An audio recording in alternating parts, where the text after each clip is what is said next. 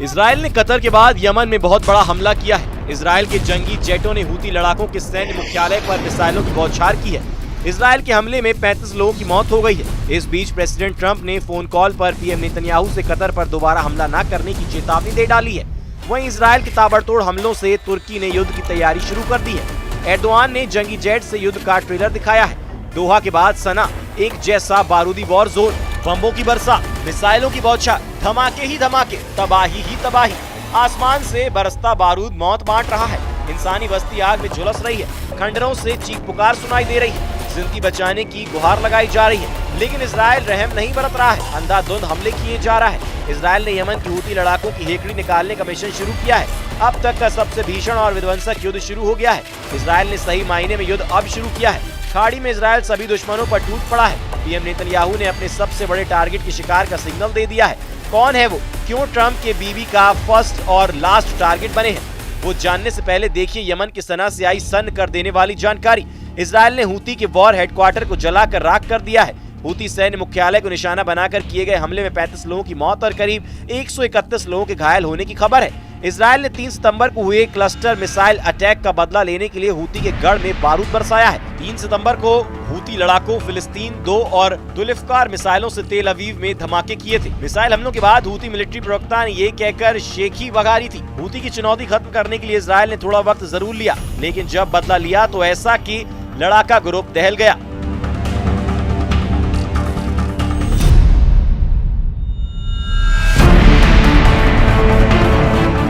PM Netanyahu फिलहाल Houthi को लेकर ज्यादा टेंशन में नहीं है। नेतन्याहू हूती फाइटर्स को आसानी से हैंडल करते रहे हैं, मगर उनके लिए युद्ध में मुश्किल कतर फ्रंट पर बढ़ने लगी है। जहां हमास लीडरशिप पर किए हमले के बाद प्रेसिडेंट ट्रंप का दिमाग गर्म हो गया है। ट्रंप, जो कि नेतन्याहू को बीबी कहते हैं, वो उनसे खफा हो गए हैं। एक्सियोस न्यूज ने सूत्रों के हवाले से बताया कि डोनाल्ड ट्रंप ने मंगलवार को प्रधानमंत्री बेंजामिन नेतन्याहू के साथ फोन पर बातचीत। ट्रंप ने नेतन्याहू को कतर पर दोबारा हमला न करने की वार्निंग दी।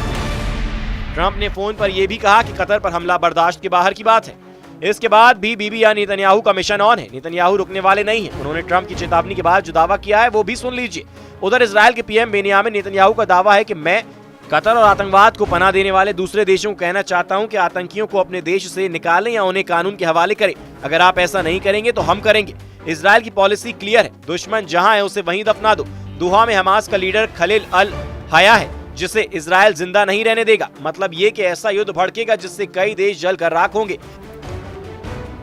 कतर ने इजराइल के खिलाफ गोलबंदी शुरू कर दी है। कतर ने अरब इस्लामी शिखर सम्मेलन की इमरजेंसी मीटिंग कॉल की है। इजराइल से आर पार का फैसला जल्द होगा। फैसले में अरब वर्ल्ड के स्वयंभू खलीफा भी शामिल हो सकते हैं, क्योंकि इजराइल के सबसे बड़े टारगेट कोई और नहीं, तुर्की के राष्ट्रपति एर्दोगान है। कतर पर हुए हमले के बाद तुर्की एक्शन में आ गया है। तुर्की सेना के लड़ाकू विमानों ने दियारबाकिर और माल्टिया हवाई अड्डों से उड़ान भरी है। एर्दोगान ने तुर्की की सभी सेनाएं हमले के बाद से अलर्ट कर दी हैं।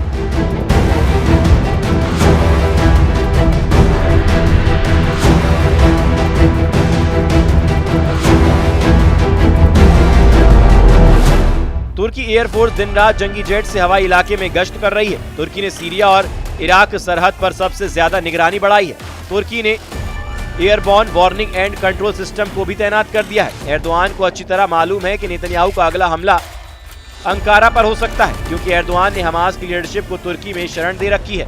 एर्दोगान जानते हैं कि इजराइल हमास की फंडिंग नेटवर्क की बर्बादी का ऑपरेशन चला रहा है। एर्दोगान ने वक्त वक्त पर हमास लीडरशिप की रखवाली की है। हमास चीफ इस्माइल हानिया और सालिया अल अर्रौरी का तुर्की में आना जाना लगा रहता है। अमेरिका और इजराइल ने तुर्की के कई एनजीओ पर हमास की फंडिंग और मनी लॉन्ड्रिंग के आरोप भी लगा रखे हैं। खुद एर्दोगान ही इजराइल को तुर्की का सबसे बड़ा दुश्मन बताते रहते हैं। एर्दोगान इस बात को कह चुके हैं कि इजराइल एक दिन तुर्की से हिसाब लेगा, जिसका वक्त अब आता दिख रहा है। ये लड़ाई छिड़ी तो क्या होगा? खाड़ी देशों के खंडरों खुद एक अंदाजा लगाया जा सकता है। इजराइल ने 28 अगस्त 2025 को यमन में हूती लड़ाकों की पूरी लीडरशिप को ही खल्लास कर डाला था। तब भी नेतन्याहू ने युद्ध की लिमिट नहीं बताई, लेकिन अब साफ है कि इजराइल लड़ाका ग्रुप्स के असल आकाओं से हिसाब लेगा, जिसमें 2 नाम सबसे आगे हैं। पहला तुर्की और दूसरा ईरान। यमन की टॉप पॉलिटिकल लीडरशिप को खौफनाक अंदाज में खत्म किया गया। धमाके ऐसे हुए जिसमें किसी का भी बचना मुश्किल था। धमाके ऐसे जो गाजा में होने वाली खतरनाक बमबारी से भी भयानक थे। इन धमाकों के जरिए इजराइल ने यमन को बताने की कोशिश की थी कि अगली बार हमला करेंगे तो पूरा यमन मिटाकर रख दिया जाएगा। इसमें कोई शक नहीं कि इजराइल ने अपने दुश्मनों पर नजर रखने के लिए खुद को और ताकतवर बना लिया है। पूरे पश्चिम एशिया पर नजर रखने के लिए इजराइल ने जासूसी के लिए नया उपग्रह भी लॉन्च कर दिया है। इजराइल के रक्षा मंत्री इजराइल काट्स का दावा है कि नए उपग्रह की मदद से अब हर दुश्मन पर पैनी नजर रखी जाएगी।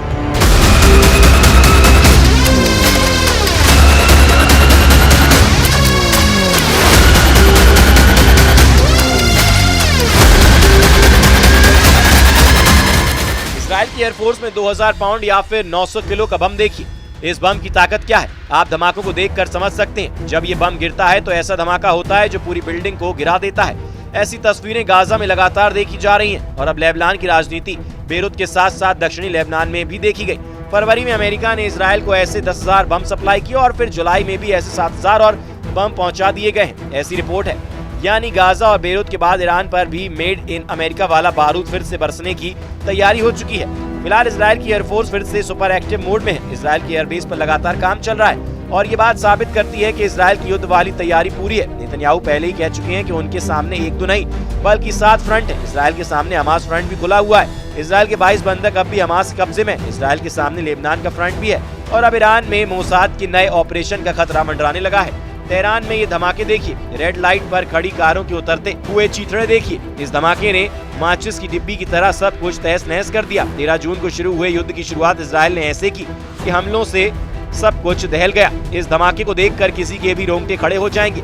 ये तेहरान पर हमले का वीडियो है। अब इजराइल की ख्वाहिश बता रही है कि वो इस धमाके से 10 गुना ताकत वाला ब्लास्ट करना चाहता है। सवाल वही है कि इस बार टारगेट पर कौन है? क्या ईरान के सर्वोच्च नेता अली खामनेई है? क्या ईरान के राष्ट्रपति मसूद पेजेशिकियान है या फिर ईरान की मिलिट्री लीडरशिप है? तेहरान में हमास चीफ इस्माइल हानिया के मर्डर और लेबनान में पेजर अटैक के बाद खामनेई को एहसास हो गया था कि ऐसा हमला ईरान में भी हो सकता है। इसलिए मोसाद की ट्रेनिंग से बचने के लिए ईरान में बहुत बड़ा अलर्ट जारी कर दिया गया था। बड़े बड़े लीडर चाहे खुद मोबाइल और बाकी कम्युनिकेशन उपकरणों से दूर रहे, लेकिन मोसाद बहुत चालाक निकला। इजराइल की इस खुफिया एजेंसी ने ईरान की लीडरशिप को खत्म करने के लिए तमाम हाई प्रोफाइल लोगों के साथ चलने वाले या फिर उनके करीब रहने वाले बॉडीगार्ड और ड्राइवर या फिर अधिकारियों तक को मोसाद ट्रैक करता रहा। न्यूयॉर्क टाइम्स में छपी खबर में बताया गया है कि मोसाद लगातार ईरान के नेताओं, ईरान के कमांडरों और ईरान के परमाणु वैज्ञानिकों की लोकेशन ट्रैक कर रहा था, लेकिन इन सब की ट्रेनिंग इनके बॉडीगार्ड के फोन के जरिए की जा रही थी। इनके ड्राइवरों की फोन लोकेशन इस्तेमाल की जा रही थी और इसी ट्रेनिंग के जरिए मोसाद ने इजराइल वायुसेना को टारगेट लोकेशन भेजी,